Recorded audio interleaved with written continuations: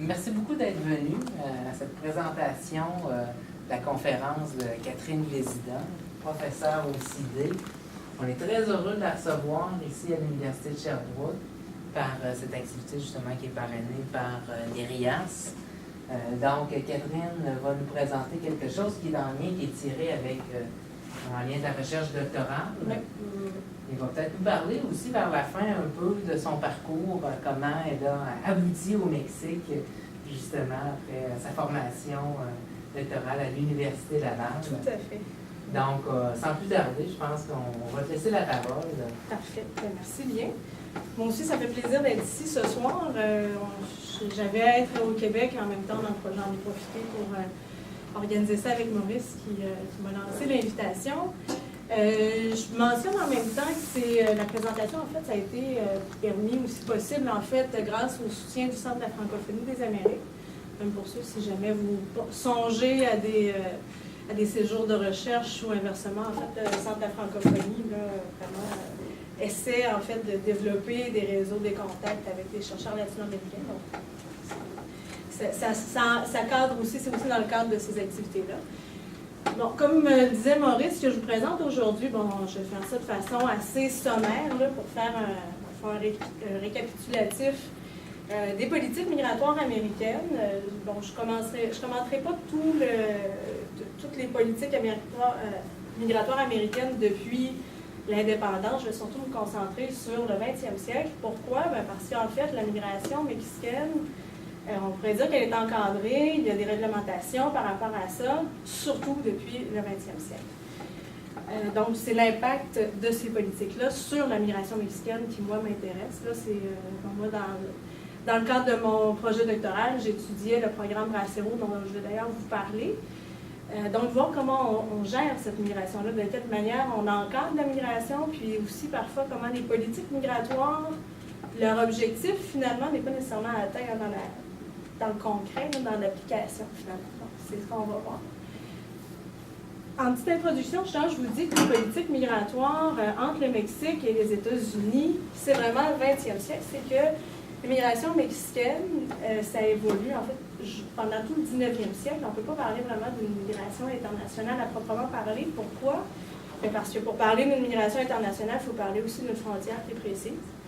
Et puis, l'idée de la frontière telle qu'on se la fait aujourd'hui, c'est vraiment une création du 20e siècle. 19e, bon, j'imagine, vous avez peut-être entendu parler de la vente de grandes parties de territoire par le Mexique aux États-Unis, en 1848, ensuite 1853, là, on parle de tout le nord du Mexique qui finalement va aux États-Unis. On peut parler aussi, disons, si on a à faire un petit récapitulatif des politiques migratoires entre les États-Unis et le Mexique, c'est un peu à l'inverse au 19e siècle, dans le sens que c'est plutôt le Mexique qui va essayer de gérer la migration des Américains au nord du Mexique. Hein? Avant l'achat, en fait, l'acquisition du Texas et tout ce qui est Californie, Nouveau-Mexique, etc., ces parties-là étaient sujettes à l'immigration américaine. Ça avait été approuvé d'ailleurs par le gouvernement mexicain, conditionnellement à certaines choses, là, que les gens soient des catholiques, ce qui n'a pas nécessairement été respecté, etc. Donc, c'est une migration qui finalement était une migration américaine en territoire mexicain. Ça a mené bien sûr à la colonisation massive par des Américains, l'indépendance du Texas. Donc, tout ça aussi, c'est un poids historique, c'est une espèce de marque historique importante pour le Mexique qui, à partir de là, va toujours essayer de réaffirmer son indépendance ou la non-ingérence en fait des États-Unis avec le Mexique. Donc, la frontière politique, jusqu'à la Première Guerre mondiale, on peut dire, la frontière en temps vraiment que limite territoriale, c'est vraiment la Première Guerre mondiale où ça commence à être plus précis. Avant ça, les mouvements se font à peu près librement entre les États-Unis et le Mexique. On peut penser, entre autres, il y a un chemin de fer qui, à la fin des années 80, va relier le Mexique et les États-Unis, donc ça va faciliter aussi les mouvements. Mais au-delà de ça, par exemple, pendant la Révolution mexicaine, les États-Unis vont être aussi une terre de refuge pour plusieurs Mexicains pendant le conflit. La Première Guerre mondiale, on arrive... Ah oui, aussi, il y a cet aspect-là de la main-d'œuvre qui est assez important aussi, c'est à la fin du 19e siècle et surtout pendant la Première Guerre mondiale, le Mexique va remplacer un peu l'Asie pour les travailleurs, disons, non spécialisés aux États-Unis. On se rappellera que l'expansion vers l'ouest qui commence aux États-Unis, déjà, bon, justement avec l'acquisition des territoires mexicains, puis après avec l'ouverture de la Californie. Mais il y a tout aussi de la construction du chemin de fer aux États-Unis qui va se dérouler dans la deuxième moitié du 19e siècle. Ce sont des Chinois principalement à cette époque-là qui vont travailler sur des chemins de fer jusqu'à ce que, dans les années 1880, et c'est le cas aussi au Canada, il y a des lois migratoires très restrictives à l'immigration chinoise, particulièrement parce qu'ils sont non assimilables, on va dire ça comme ça. Et donc, le Mexique, pas le Mexique, mais les États-Unis vont se fermer à l'immigration chinoise en 1884. En 1907, c'est la fermeture à l'immigration japonaise. C'est pas un accord, c'est pas une loi formelle. On l'appelle la Gentleman Agreement. Donc, en fait, c'est plus un accord entre gentlemen, justement, qui décident que l'immigration japonaise s'est terminée. Et dans ce contexte-là, avec la Première Guerre mondiale, on peut comprendre pourquoi les Mexicains, justement, seront favorisés comme main-d'œuvre pendant le conflit. On voit que pendant le 19e siècle, c'est assez réduit l'immigration. De 1850 à 1900, ce sont environ 13 000 Mexicains qui émigrent aux États-Unis. Donc, ce n'est pas encore la période vraiment migratoire comme telle. Ensuite arrive une autre époque qu'on appelle la période, bon, je ne savais pas exactement comment le traduire en français, la période de l'enganche. Enganche, dans ce contexte-là, signifie en fait un recrutement qui n'est pas nécessairement forcé, mais qui est un peu un recrutement trompeur, si on veut, assez actif, là. Donc, il y a plusieurs enganchadores, en fait, des gens qui emploient la main-d'œuvre recrutée comme ça. Et il y a des gens qui vont aussi, pas des chasseurs de tête, mais en fait, on envoie des gens pour recruter au Mexique. Ça, c'est principalement de 1900 à 1929. Donc, l'immigration mexicaine à cette époque-là sert à des fins vraiment pour le travail. En fait. Les forces d'attraction, elles sont nombreuses à cette époque-là aux États-Unis. On parle entre autres de l'industrialisation américaine qui bat son plein aussi avec la Première Guerre mondiale. Les États-Unis entrent dans une époque assez d'industrialisation accélérée également. Les politiques restrictives à l'immigration asiatique, comme je vous en ai parlé, elles demeurent, ça continue. Et il y a la Première Guerre mondiale, bien sûr, qui a un impact direct sur la demande de travailleurs aux États-Unis. Quant aux forces d'expulsion au Mexique, elles commencent à être plus nombreuses aussi qu'avant. C'est-à-dire que le porphyria, qui avait été une époque d'industrialisation, où il y avait effectivement un nombre de main-d'œuvre, il y avait quand même un cadre assez autoritaire à tout ce régime de modernisation et en fait d'industrialisation du Mexique. Dans les années 1910, il y a un déclin, 1900-1910, il y a un déclin du porphyria. Ça mène à une instabilité, un peu plus de précarité également au niveau des travailleurs et de la main-d'œuvre agricole. Et donc, il y a certaines personnes qui vont migrer aux États-Unis. La Révolution mexicaine, en même temps qu'elle ferme un peu le Mexique, va quand même servir de terre de refuge à plusieurs intellectuels de la Révolution, en fait des gens en fait qui ont initié la Révolution, si on veut, comme Madero, qui va se réfugier, entre autres, aux États-Unis.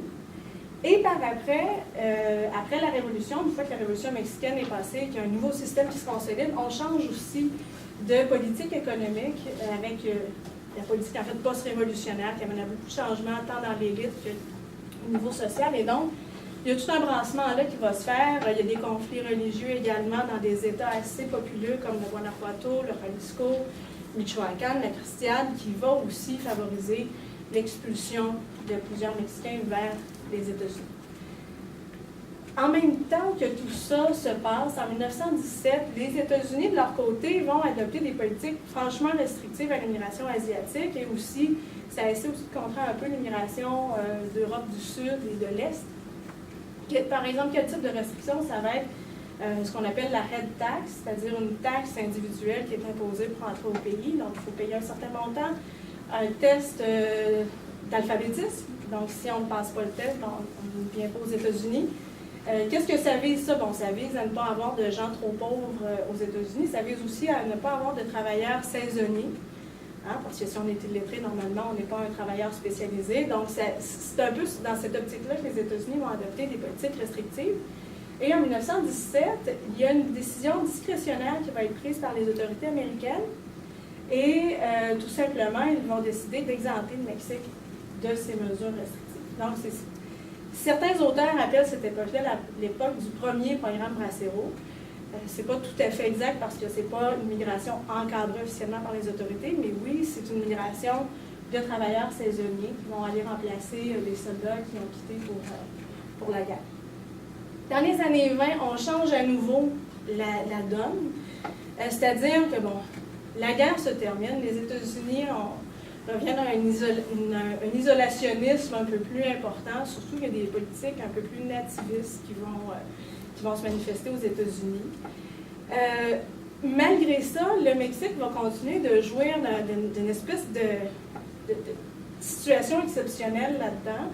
On va continuer d'accepter, en fait, l'immigration mexicaine, malgré certaines vagues de déportation qui vont commencer, d'ailleurs, la première en 1922. Mais ceci étant dit, on peut voir que dans les années 1920, ça reste assez stable. On parle d'environ 46 000 immigrants mexicains par année aux États-Unis. Donc, c'est quand même assez important. J'intitule cette époque-là par les premiers pas vers la régulation de la frontière. Si je vous ai dit que la frontière était à peu près ouverte jusqu'au 20e siècle, c'est vraiment dans les années 1920 que là, les États-Unis commencent à adopter certaines politiques de régulation de la frontière. Le Mexique continue d'être exempté des politiques restrictives comme telles, disons, tests d'alphabétisme, etc. Tout ça, le Mexique continue d'être exempté, mais ce qu'ils vont faire, c'est plutôt une surveillance physique de la frontière. C'est-à-dire, bon, il y a en 1922 une première déportation de Mexicains causée par la légère dépression, parce qu'après la Première Guerre mondiale, bon, l'économie doit être réajustée, l'économie américaine doit se réajuster à une économie plus civile, etc.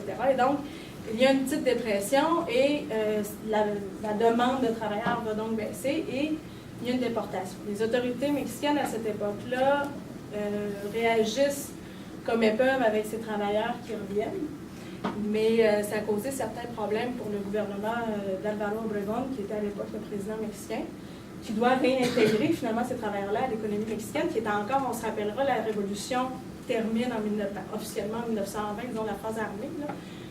Donc le Mexique est encore, lui, dans sa consolidation, il essaie de la reprise économique du Mexique, finalement. En 1924, les États-Unis procèdent à un autre type de régulation de la frontière. C'est là qu'on crée la patrouille frontalière, ce qu'on appelle communément la Border Patrol. Donc, finalement, cette force policière chargée de surveiller la frontière et d'empêcher, en fait, la traversée est chargée aussi de déporter aussi les migrants mexicains. Au début, c'est très petit comme force policière. On parle de 450 effectifs. C'est pas gros, là, on parle du Mexique, les États-Unis, c'est environ 3000 km la frontière, il me semble que c'est ça. Sauf que c'est pas juste pour la frontière mexicaine, c'est aussi pour celle avec le Canada. Donc, 450 effectifs pour les deux frontières, c'est quand même pas... c'est pas la Border Patrol qui existe maintenant avec des dizaines de milliers d'effectifs, là, c'est vraiment pas... Il n'y a pas le même budget non plus, hein.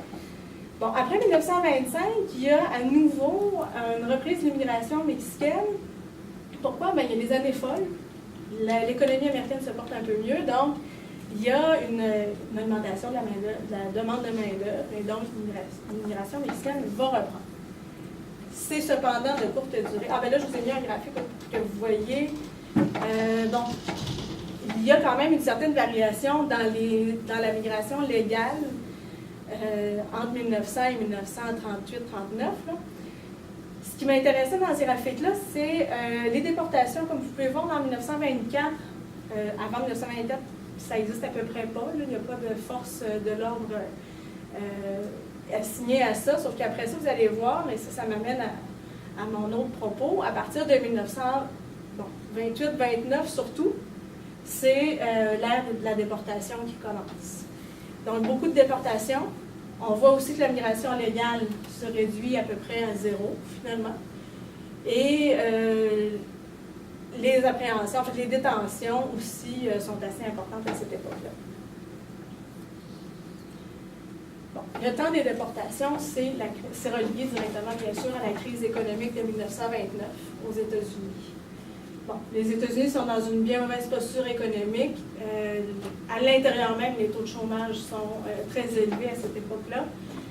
Alors, bien sûr, ce n'est pas une époque où la demande de main-d'œuvre agricole est si importante, et même si elle l'est, parce que, bon, bien sûr, la Californie continue de produire à cette époque-là, ce qui se passe aux États-Unis, c'est que, par exemple, je ne sais pas si vous connaissez les romans de John Steinbeck, les raisins de la colère, et ça vous dit peut-être quelque chose. C'est toute cette migration interne aux États-Unis des gens de l'Oklahoma et de l'Arkansas, que dans le roman, John Steinbeck appelle les Hokies et les Harkies.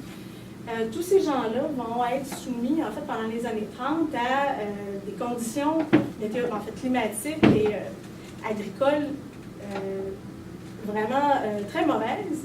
C'est-à-dire qu'en fait, cette région-là aux États-Unis, on l'appelle le Dust Bowl, donc le bol de poussière, finalement. Pourquoi? Parce que c'est une terre qui a été cultivée de manière tellement intensive qu'elle a fini par s'assécher. Et puis, dans ces années-là, il y a des ouragans. En fait, pas des ouragans, mais des tornades importantes. Puis bon, finalement, ce que ça fait, c'est que cette région-là, pendant les années 30, est carrément un bol de poussière, effectivement. Et donc, les gens qui cultivaient à cet endroit-là doivent migrer. Et ça, c'est le début de la migration aussi interne de travailleurs agricoles, mais domestiques. Là. Vraiment des travailleurs américains qui doivent aller chercher de l'emploi. Et c'est où qu'ils vont chercher de l'emploi? Bien sûr, c'est en Californie. C'est l'Eldorado pour eux. Et donc, en fait, c'est dans leur tête. Mais si vous avez lu Les raisins de la colère, ça reflète quand même assez bien cette idée-là, en fait, la réalité. C'est-à-dire, on part vers l'ouest en pensant trouver du travail. Finalement, on arrive et on se fait exploiter également par les grands entrepreneurs agricoles de Californie. Donc, une réalité pas facile. Donc, ça explique aussi pourquoi, il y a tous ces gens-là qui s'en vont en Californie, justement. Alors, il est hors de question de laisser les Mexicains traverser la frontière encore comme ils l'ont fait pendant les années 1920. Donc, pour les années 1930, on parle de 2700 immigrants mexicains par année. Ce qui est vraiment en contraste avec... Et ça, 2700, c'est dans les plus hautes... c'est pas la moyenne, c'est vraiment le plus haut qu'on a atteint. Donc, ça contraste beaucoup avec le 46 000 par année qui migraient dans les années 1900. Donc, c'est le temps des déportations massives. Il y a des déportations faites par la Border Patrol. On parle de 458 000 Mexicains qui sont arrêtés et déportés. Et là, en fait, les chiffres varient beaucoup. Hein. Il y a certains auteurs qui parlent du million, il y a certains auteurs qui parlent plus de 500 000. Ceux de 500 000, c'est que vraiment la migration vraiment de gens qu'on déporte officiellement, c'est 458 000. Si on regarde par contre les déportations qu'on appelle volontaires, c'est plus, ça augmente. Par exemple, dans le recensement en 1930, il y avait aux États-Unis 639 000 Mexicains. 1940, 377 000. Alors, il y a vraiment une baisse considérable. Ce n'est pas des gens qui ont été déportés, mais c'est des gens qui, en raison aussi des sentiments nativistes et peut-être aussi des pressions qu'ils vivaient directement aux États-Unis, ont fini par retourner au Mexique à cette époque. Ensuite, on arrive à une autre époque. Bon, la crise économique, elle se termine, on pourrait dire, grosso modo, qu'elle se termine avec l'entrée, en fait, la Deuxième Guerre mondiale. Pas l'entrée en guerre des États-Unis, mais la Deuxième Guerre mondiale. Ça vient donner un coup de pouce énorme aux États-Unis du côté économique. Production va s'orienter vers une production plus, belliqueuse, qu'on appelle, destinée au conflit mondial. Et avec ça aussi, et là, c'est le plus important, c'est qu'en 1941, à la fin de l'année 1941, les États-Unis entrent en guerre, après l'incident de Pearl Harbor. Donc, ils entrent en guerre, plusieurs soldats américains vont en Europe, mais il faut que la production, bien sûr, continue aux États-Unis. Dans les industries, il y a beaucoup de femmes à cette époque-là qui vont remplacer la main-d'œuvre masculine, en fait, qui est partie. Mais au niveau agricole et aussi ferroviaire, il y a 2 années où le programme Bracero va s'adresser aux travailleurs ferroviaires. Mais dans le domaine agricole, il faut aller chercher de la main-d'œuvre ailleurs. Et donc, les États-Unis vont se tourner vers leur voisin immédiat, le Mexique, qui avait toujours, en fait, qui avait rempli ce rôle-là justement dans les années de la Première Guerre mondiale et une partie des années 20. Donc, qu'est-ce que c'est que le programme Bracero? En fait, ça, c'est le nom informellement du programme. Mais de quoi il s'agit? En fait, c'est un accord bilatéral. Donc, c'est vraiment les deux gouvernements qui se sont assis à une table de négociation qui ont négocié des conditions pour les travailleurs agricoles mexicains. Donc, c'est vraiment les deux, comment c'est fait pendant la guerre, ce sont les deux gouvernements mexicains et américains qui vont administrer le programme. Donc, ils encadrent la migration des travailleurs saisonniers. C'est un gros plus, en fait, pour le Mexique. On va le voir, pour le Mexique, ça représente un gros avantage. Pourquoi? Bon, je vous ai marqué les raisons. Aux États-Unis, c'est assez évident, en fait, la raison. C'est la demande de main-d'œuvre dans un contexte d'urgence. Pour le Mexique, d'une part, le Mexique a une politique aussi de neutralité, n'a pas participé à la Première Guerre mondiale, par exemple, non-ingérence dans les affaires des autres pays, etc. Et le Mexique est très réticent à s'impliquer militairement dans la Deuxième Guerre mondiale.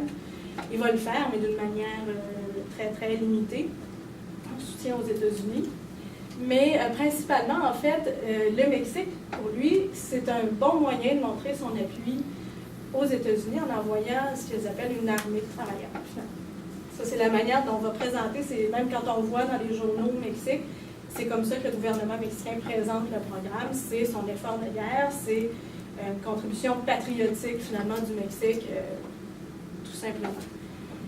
Et surtout, pour le Mexique aussi, il faut dire, dans une économie, le Mexique, à cette époque-là, entreprend sa modernisation, son industrialisation par substitution des importations, mais dans un modèle, je ne sais pas si vous connaissez un peu la substitution des importations, là, finalement, c'est produire nationalement ce qu'avant on importait, mais ça demande quand même des capitaux, ce type de modèle de développement, et donc obtenir des devises étrangères par le biais du programme Bracero, c'est quand même un avantage non négligeable pour le Mexique.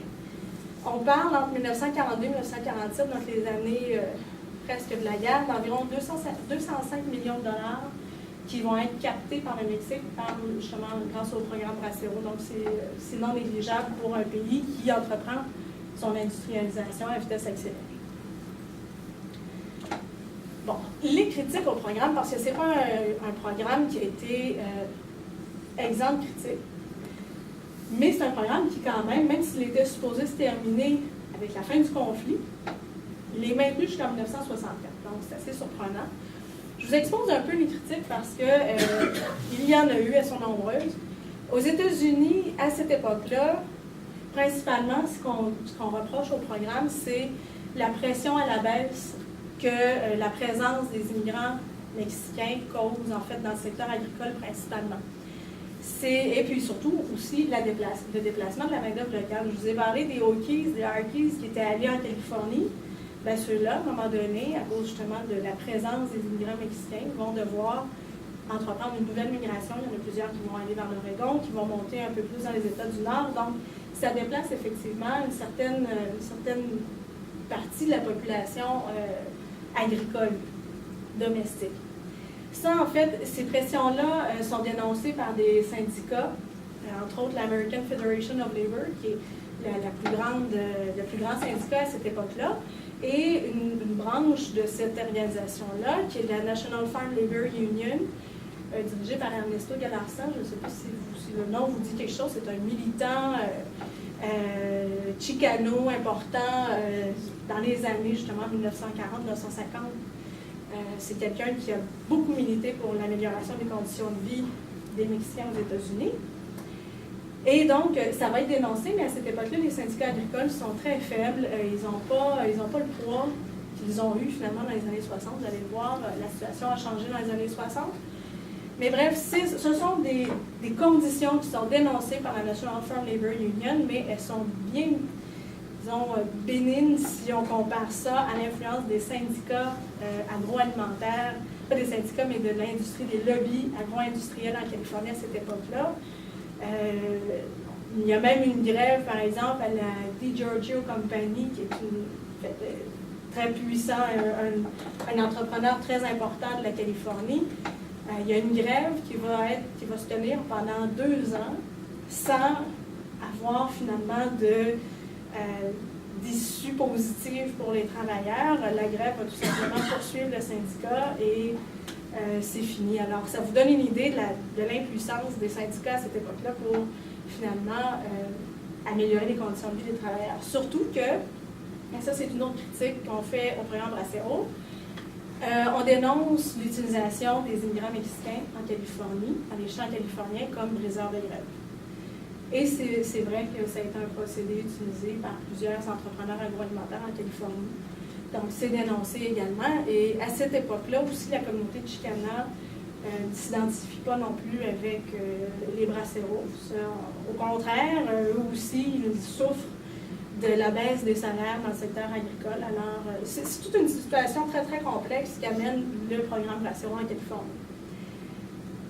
Au niveau plus politique, il y a aussi un débat qui se produit au Congrès américain parce qu'il y a plusieurs représentants et sénateurs qui disent qu'au final, ça représente une subvention à l'agriculture. C'est une critique importante parce qu'à cette époque-là, il y a eu FDR, Franklin Delano Roosevelt, qui a été à la présidence des États-Unis pendant plus de 2 mandats. D'ailleurs, c'est à cause de lui que finalement, maintenant, il n'y a pas 2 mandats. Il y a un maximum de 2 mandats aux États-Unis.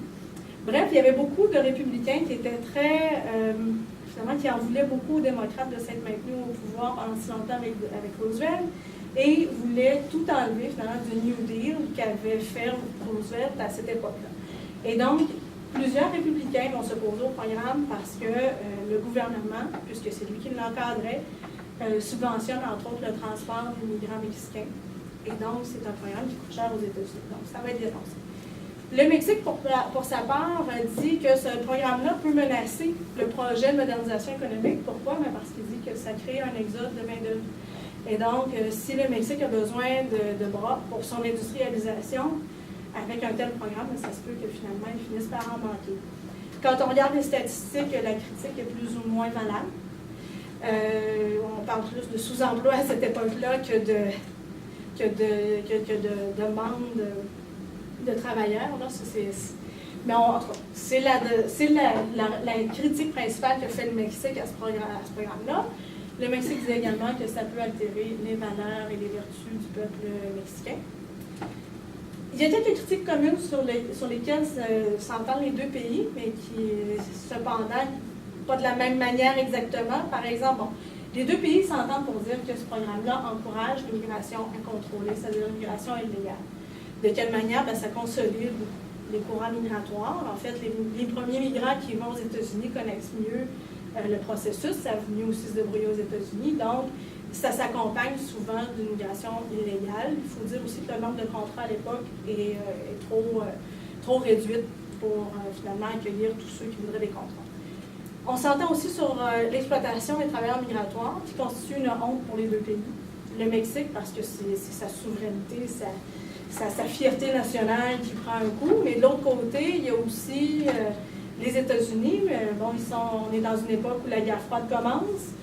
D'avoir une exploitation des travailleurs migratoires de cette nature-là, c'est dénoncé aussi en disant qu'on ne peut pas nécessairement dire aux pays communistes comment se comporter si nous, on exploite également nos travailleurs.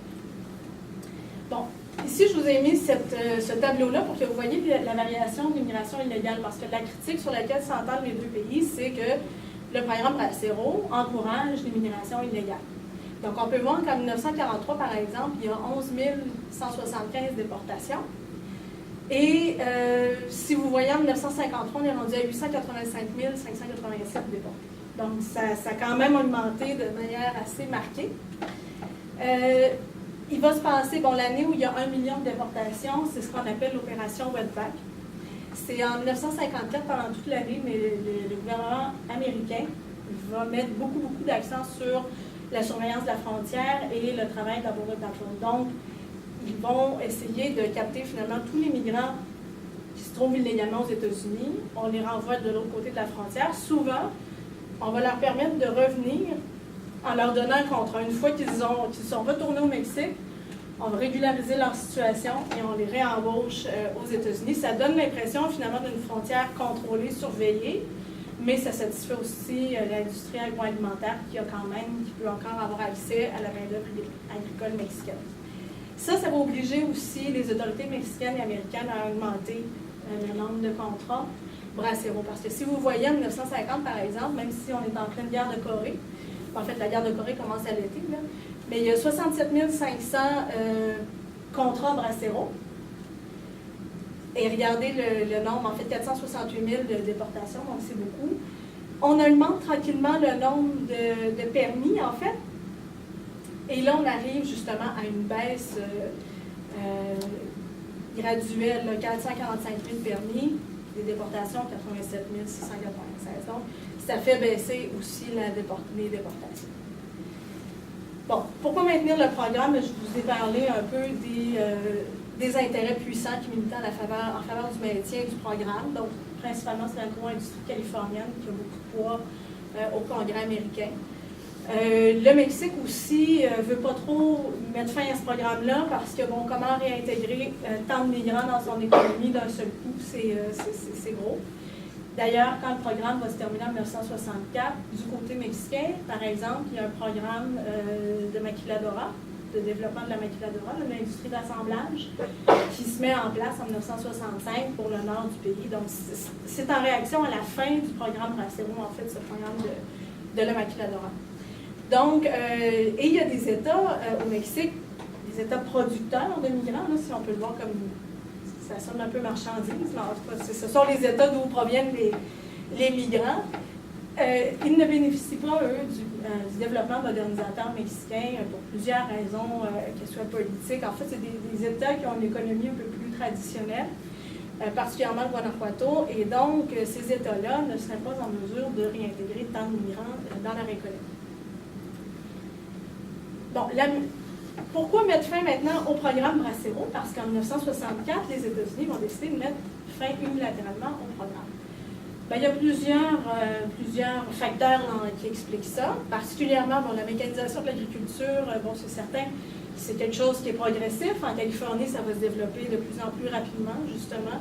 On va même réussir à mécaniser les tomates dans les années 60, ce qui n'était pas fait avant. D'ailleurs, McDonald's va faire une campagne promotionnelle parce que les gens n'aimaient pas les tomates mécanisées. Il a fallu les modifier génétiquement pour qu'elles soient moins fragiles. Et donc, elles avaient moins de goût également. Puis McDonald's a fait une promotion en disant que la tranche de la tomate était la grosseur parfaite pour l'hamburger de McDonald's.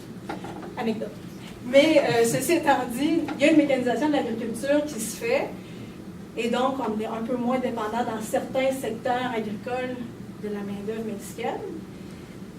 Il y a aussi le fait que les corridors migratoires sont maintenant consolidés dans les années 60. Pourquoi est-ce que c'est un facteur? Parce que les agriculteurs américains, californiens, savent maintenant que même si le programme termine, ils vont encore avoir cette poche de migrants à disposition. Donc, ça, c'est à peu près assuré. Ils vont continuer à avoir accès à leur main-d'œuvre de manière illégale, mais ils y ont accès, le mouvement est consolidé. Ensuite, il y a aussi, et ça c'est un des principaux facteurs, c'est le mouvement pour les droits civiques aux États-Unis qui commence dans les années 60. Et ça va donner vraiment une nouvelle impulsion aux syndicats agricoles qui jusqu'alors étaient impuissants face aux leviers agro-industriels. Entre autres, il y a la National Farm Workers Association qui est créée en 1962 par César Chavez. Je ne sais pas si le nom vous dit quelque chose, c'est un héros national maintenant. En Californie, il y a des statues à son effigie. Bon, donc, ce syndicat agricole-là va finalement réussir à dénoncer les conditions de travail des Bracero et va favoriser l'abandon du programme. Pourquoi? Parce que dans un contexte de lutte pour les droits civiques, le programme est considéré comme l'exploitation, bien sûr. Et un autre impact du mouvement pour les droits civiques, c'est carrément sur les politiques d'immigration des États-Unis. C'est-à-dire que, je vous ai parlé des restrictions à l'immigration asiatique, même aussi de l'immigration de l'Europe du Sud, de l'Est, de l'Afrique aussi, bien sûr.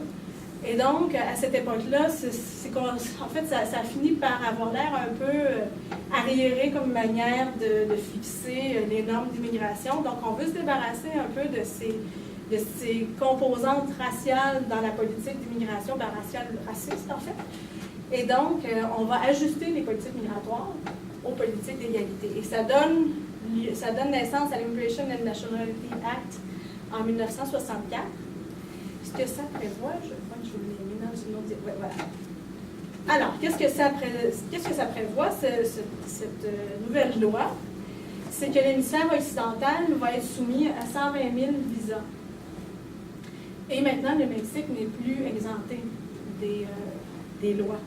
Donc, et il y a un quota de 20 000 visas par pays qui est imposé à l'Amérique latine. Alors, c'est quand même une bonne différence quand on regarde le nombre de travailleurs migratoires qu'il y avait dans les années 50 et 60. Si là, maintenant, le Mexique a accès seulement à 20 000 visas, bien, c'est sûr que la voie légale est restreinte. Là.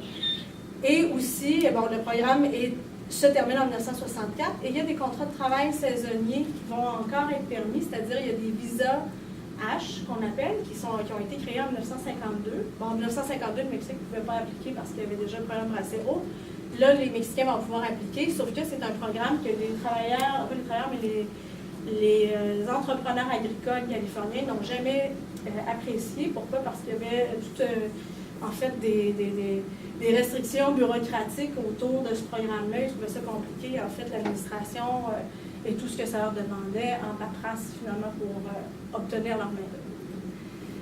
Donc, la voie légale est restreinte. Il y a une grosse modification qui va donc se passer à partir des années 60-70.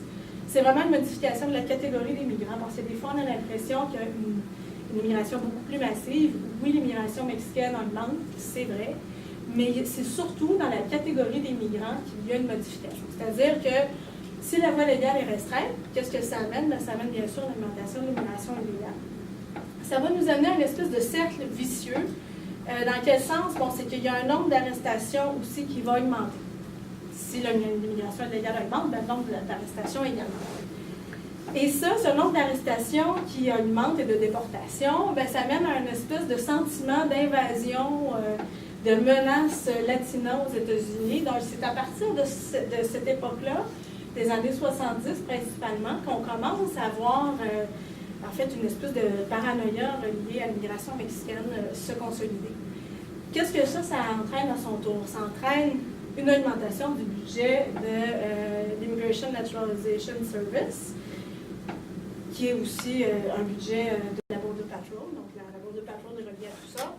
Et bon, si on augmente le budget et les effectifs de la patrouille frontalière, bon, on augmente également l'efficacité de la patrouille et donc du nombre de déportations. Et là, on retourne à notre sentiment d'invasion qui ne fait que croître finalement.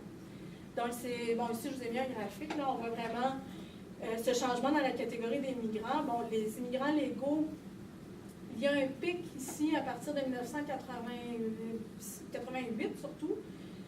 Il est de courte durée. Ça correspond à une nouvelle loi migratoire que je vais vous présenter aussi, qui a permis l'amnistie de, je pense, c'est 2 millions de Mexicains qui se trouvaient en situation irrégulière aux États-Unis.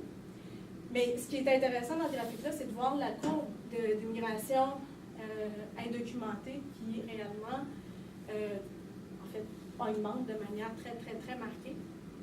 Et les travailleurs, vous voyez, les travailleurs engagés avec les visas H2, là, ces visas de travail saisonnier, bien écoutez, ça n'a jamais été très populaire. Là, on voit que la ligne est presque à 0. C'est presque insignifiant comme programme. Donc, les réactions à l'immigration illégale, cette espèce de sentiment d'invasion, qu'est-ce que ça nous a? Bon, en 1986, les autorités américaines, il faut qu'elles fassent quelque chose face à cette situation-là. Ça va se concrétiser dans l'Immigration Reform and Control Act, l'IRCA qu'on appelle. Ce que ça fait, d'une part, il y a 2 volets à cette réforme-là. D'une part, ça va amnistier 2 millions de Mexicains qui étaient là en situation irrégulière. Par contre, même si ça amnistie, ça ne change pas fondamentalement les critères de l'immigration. Et donc, on ne parle pas d'une refonte du système migratoire en tant que tel. Donc, on résout le problème, mais on présente dans un relatif court terme, finalement. Par contre, l'autre volet, c'est la militarisation de la frontière. Donc, on donne beaucoup plus de budget et de moyens, finalement, à la Border Patrol et autres. Donc, c'est un changement, en fait, de paradigme qui se passe à cette époque-là. On amnistie, mais en même temps, on va surveiller davantage la frontière. Il y a aussi des réactions au niveau des États. Ça va rappeler peut-être certaines réactions plus récentes d'États comme l'Arizona, mais par exemple, en 1994, la Californie est pionnière dans le type de proposition, finalement, qui vise à restreindre l'accès aux services publics pour les immigrants illégaux. Donc ça, c'est la fameuse proposition 187, qui était une manœuvre électorale du candidat pour être gouverneur de la Californie à cette époque-là. Il voulait gagner, finalement, le support de la clientèle blanche de la Californie et légale de la Californie, bien sûr. Ce que ça propose, c'était d'interdire l'accès aux services de santé et à l'éducation publique aux immigrants qui se trouvaient en situation irrégulière. En 1996, on arrive avec, et ça c'est au niveau fédéral, donc le Illegal Immigration Reform and Immigrant Responsibility. Donc le gouvernement Clinton, qui lui aussi va réagir à cette espèce de, en fait, qui va se laisser emporter par ce sentiment d'invasion. Et donc, il y a à nouveau une augmentation du budget de la Border Patrol et qui, à son tour, va limiter l'accès aux services publics pour les immigrants, bien sûr, en situation irrégulière. Il y a ensuite, et ça c'est peut-être que vous le savez, mais George Bush, fils, a tenté de faire une réforme de l'immigration mexicaine pendant ses mandats. Pourquoi? Parce qu'il se rendait compte, en fait, que là, il y avait plusieurs aussi immigrants qui se trouvaient en situation régulière aux États-Unis. Il se rendait compte aussi que l'agro-industrie continuait d'embaucher des immigrants mexicains illégalement. Et donc, il se disait, ben là, il faut peut-être être un peu plus pratique dans notre façon de voir l'immigration. Il faudrait l'ajuster, finalement, aux besoins économiques de la nation. Ça n'a pas fonctionné. Avec tout ce qui s'est passé le 11 septembre, c'est comme devenu, en fait, laisser passer, ou bien naturaliser plus de Mexicains dans une époque où où la sécurité nationale, en fait, devenait l'espèce d'enjeu principal. Ben non, c'est sûr que ça a été mis aux oubliettes. Maintenant, avec l'administration d'Obama, qu'est-ce qui se passe? Il y a eu une augmentation carrément drastique des déportations. C'est le président qui a déporté le plus de Mexicains de l'histoire américaine. Donc, c'est vraiment... ça a augmenté. Pourquoi il a fait ça? Il a fait ça aussi dans une manœuvre pour calmer un peu l'opposition également républicaine qui demande toujours plus de surveillance à la frontière. Donc, c'est une manière de dire que la frontière est contrôlée. Le flux migratoire, bon, en conséquence, oui, de cette déportation-là, de cette surveillance plus accrue, mais le flux migratoire décélère depuis 2006.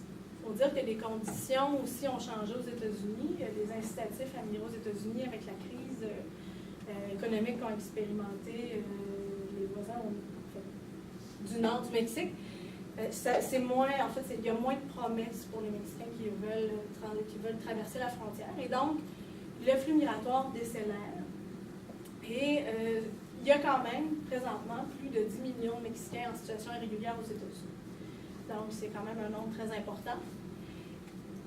Pourquoi aussi une réforme migratoire? Bien, il y a eu dans les dernières années, il y a des manifestations beaucoup plus fréquentes qui sont en faveur, en fait, d'une réforme du système migratoire. Vous avez peut-être entendu parler des Dreamers. Ce sont en fait des jeunes qui ont été amenés aux États-Unis par leurs parents, justement quand ils étaient jeunes, en situation irrégulière. Donc, le gouvernement commence à se dire, bien, effectivement, ce n'est pas la faute de ces enfants, finalement, s'ils ont traversé la frontière. Et là, maintenant, ils se trouvent dans un pays où ils ne sont pas citoyens, où ils n'ont pas accès à tout, en fait, ou à des crédits, des prêts, ou, bon, leur situation est beaucoup plus précaire. Ils peuvent se faire déporter dans un pays qui, finalement, ne connaissent pas. Ils se sentent américains, ces gens-là, ils ne se sentent pas mexicains. Donc, ces Dreamers commencent à devenir problématiques, également aux yeux des autorités américaines, qui commencent à se dire que il faut faire quelque chose pour leur permettre, en fait, d'espérer une vie meilleure, là, sortir de la précarité, finalement. Bon, il y a des intérêts divergents dans cette réforme-là. Principalement, bon, il faut voir aussi que, justement, s'il y a 10 millions de migrants mexicains qui se trouvent illégalement aux États-Unis, Si tout d'un coup, ils ont accès à la citoyenneté, bon, tout d'un coup, on s'entend que l'accès à la citoyenneté qu'on propose s'étale quand même sur 13 ans, alors c'est pas du jour au lendemain, mais ceci étant dit, ça pourrait apporter des changements importants sur la carte électorale, c'est-à-dire que le vote latino prendrait une importance beaucoup plus significative qu'elle ne l'est aujourd'hui, quoique ça commence déjà à faire une grosse différence sur les résultats des élections aux États-Unis. Et donc, bien sûr, si ce sont les démocrates qui passent une loi, une réforme migratoire où on amnistie les Mexicains, ben c'est sûr que le Parti démocrate risque de gagner plusieurs votes et le Parti républicain peut signer, non peut-être pas son arrêt de mort, ce serait exagéré, mais en fait, ça peut le mettre dans une position assez délicate. Les groupes catholiques, les groupes entrepreneuriales également, et les migrants, justement, favorisent pour leur part une réforme intégrale. Il y a beaucoup de manifestations ces temps-ci à Washington, bon, aussi en Arizona, bon, dans plusieurs États. On manifeste pour obtenir cette réforme-là. Les groupes syndicaux également appuient un peu plus timidement, mais ils appuient aussi cette réforme-là. Pourquoi? Ben, c'est aussi une nouvelle clientèle qui jusqu'ici leur échappe, en fait. La réforme migratoire, par contre, elle ne sera pas approuvée, et ça c'est très très clair pour à peu près tout le monde, sans une surveillance accrue de la frontière. Un autre groupe qui se manifeste de temps en temps là, dans ce débat-là, ce sont bizarrement les migrants légaux qui sont en attente de la résidence permanente. Il y en a plusieurs qui vont dénoncer cette proposition de réforme en disant « mais nous, on a fait le chemin, en fait, tout ce qui était correct, c'est pas normal que les autres puissent également finalement obtenir une citoyenneté que nous, ça fait des années qu'on convoite de manière légale. » Bon, alors, pour vous expliquer un peu ce qui se passe présentement, bon là, la réforme migratoire a été mise un peu sur la glace, si on veut. Il paraît que ça va reprendre cette année, mais d'ici à 2016, ça ne risque pas d'arriver, je pense. Mais, bon, la réforme, qu'est-ce qu'elle propose? Qu'est-ce que c'est? C'est un projet de loi qui a été élaboré par le Sénat, on l'appelle le groupe des 8. Ce sont des sénateurs qui ont décidé, démocrates et républicains, de s'asseoir et de formuler une proposition de réforme migratoire. C'est une réforme intégrale dans ce sens que c'est vraiment ça, ce qu'ils proposent, c'est toute une réforme complète. On vote la réforme ou on la refuse. C'est à peu près ça que le Sénat demande. Pourquoi? Parce qu'il y a plusieurs clauses dans cette réforme-là qui, si on ne la vote pas en bloc, peuvent être finalement tassées, puis on n'arrivera pas à une réforme à long terme, disons, du système migratoire. Donc, il y a ce que ça propose. Oui, il propose également l'augmentation de la sécurité à la frontière. On propose également le système E-Verify. Ce que c'est un système qui, en bout de ligne, parce que ça aussi, c'est un problème. L'embauche des immigrants illégaux depuis le programme Bracero, il n'y a pas vraiment de sanctions appliquées aux employeurs de migrants illégaux. Pourquoi? Ben, c'est compliqué aussi de prouver qu'on n'est pas conscient. Ben, il y a eu plusieurs propositions. Il y a eu le Texas Proviso qui a été passé en 1952. Ce que c'est en fait, ça a été débattu au Congrès américain. Le Mexique demandait ça d'ailleurs, c'était une des demandes du Mexique, pour que les employeurs qui embauchent la main-d'œuvre illégale soient punis par une amende assez salée. Non? Parce que sinon, comment finalement reprendre le contrôle de la migration? Si la demande de main-d'œuvre demeure élevée, ben, le Mexique, même s'il essaie de fermer sa frontière, il y aura toujours des travailleurs mexicains qui voudront aller aux États-Unis s'il y a une demande.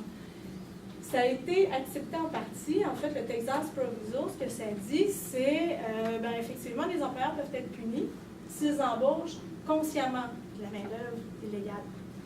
Alors là, quand les gens arrivaient et disaient ben, t'embauches des immigrants illégaux, moi je leur ai demandé des papiers et ils m'ont présenté des papiers. Je ne savais pas si c'était illégal, en fait, si c'était des faux documents. Comment prouver que je le savais? Donc, c'est l'espèce de subtilité qu'il y a dans ça. Avec l'IRCA en 1986, on voulait régler ça en disant que les sanctions, il fallait vraiment vérifier les papiers, etc. Mais encore là, c'est la même chose qui tient. Comment savoir quel est un faux document ou non? Alors, en bout de ligne, ils ont toujours resté impunis, finalement, d'embaucher des travailleurs illégaux. Le système E-Verify, ce que ça voudrait, c'est, en fait, ça donnerait à tout migrant légal, en fait, à tout travailleur légal, une carte avec des données biométriques qui serait gérée au niveau fédéral, donc avoir une espèce de base de données centrale, et les travailleurs devraient vérifier électroniquement si la carte se trouve dans la base de données fédérale. Donc, ça serait un moyen de vérifier s'ils sont bel et bien légaux. Donc là, il n'y aurait plus l'excuse du « je ne savais pas ». Donc, dans le fond, avec les deux premiers points, la réforme migratoire, ce qu'elle dit, c'est qu'on va fermer la frontière physiquement au sud, et puis, en même temps, on va fermer le marché, la demande, en fait, pour la main-d'œuvre illégale. Donc, de cette manière-là, si la demande, il n'y en a plus, et que la frontière est fermée, ben, on va venir à bout du problème des travailleurs, pas des travailleurs, mais des immigrants illégaux, finalement. Ça prévoit aussi une réforme du système des visas pour l'adapter aux besoins économiques. En fait, les travailleurs saisonniers, on voudrait simplifier un peu tout ce système de visas pour les travailleurs agricoles qui pose tant de problèmes bureaucratiques aux agriculteurs. Et on prévoit aussi un accès à la citoyenneté sur 13 ans, donc c'est un long processus là, par lequel devraient passer les immigrants. Et bien sûr, c'est un accès à la citoyenneté qui est conditionnel, c'est-à-dire qu'il faut avoir migré avant le 31 décembre 2011. Il ne faut pas avoir de dossier criminel. En fait, s'il y a 2 fautes, même mineures, en fait, on a une amende, une contravention pour un excès de vitesse. Si on en a 2 fois, ben, on n'est plus éligible finalement à la citoyenneté. Bien sûr, ça prévoit aussi le paiement d'une amende par le migrant qui se trouvait clandestinement. Question de punir quand même d'avoir passé clandestinement la frontière. Et donc, il y a quand même une opposition à cette réforme-là. En gros, ce sont surtout des représentants républicains qui s'y opposent. Pas tous, mais une bonne partie des représentants républicains s'y opposent. Ce qu'ils veulent, c'est une réforme à la carte, parce qu'ils veulent pouvoir accepter, par exemple, l'augmentation de la sécurité à la frontière, mais sans nécessairement donner le chemin à la citoyenneté pour les immigrants. Donc, c'est vraiment une réforme à la carte qu'ils veulent adopter. Le débat principal, c'est au sujet de la citoyenneté. Les républicains considèrent peut-être un accès à la citoyenneté pour les Dreamers, pour ces jeunes qui se trouvent en situation régulière, mais peut-être pas nécessairement pour leurs parents. C'est très... tout ce débat-là est autour de ça. Ils demandent aussi plus de surveillance frontalière. Ils voudraient augmenter encore ce qui est proposé dans le projet initial. Et bon, pourquoi effectivement que la réforme risque peut-être d'avorter? Ben, on sait, aux États-Unis, la situation économique n'est pas encore des plus favorables. Ça s'améliore un peu, mais ça reste une situation économique difficile. Les services publics et le budget, on le sait, c'est problématique aux États-Unis. Donc, avoir encore plus de citoyens dans ce système-là, ça pourrait causer problème. Les emplois sont encore précaires, etc. Donc, il y a toutes ces considérations-là qui, finalement, font obstacle à la réforme migratoire et qui expliquent pourquoi aussi, bon, il y a eu plusieurs sujets chauds pendant l'automne qui ont carrément mis de côté la réforme migratoire. Mais même en 2014, ils vont reprendre la discussion là-dessus. Mais à cause de toutes ces considérations-là, donc on commence à se demander si un jour elle va aboutir cette réforme. Donc voilà, là-dessus, je terminerai. Si vous avez des questions... On pourrait dire merci. Merci beaucoup pour cette présentation fort intéressante et inspirante. Donc, on va laisser la place à des questions. Si vous avez des